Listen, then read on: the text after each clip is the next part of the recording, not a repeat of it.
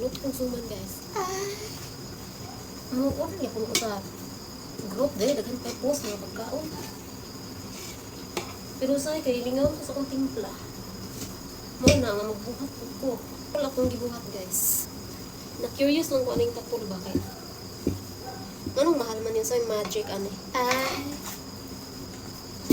Katong first class nga white pilit 70. Ang second class 60. Kaning tapol kay 163 ang kilo. So unsa man lugar magic ani nganong mahal man eh. So na-curious ko ako siyang gitistingan. Kung ahay lami. Wala pa ko nakatry aning tapol.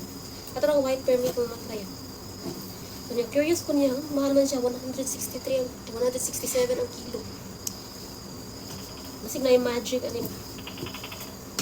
Mo, nagitrayan ako. Dili ko maluto, guys, kay lamian ko sa luto sa kahoy. Kay sa electricity.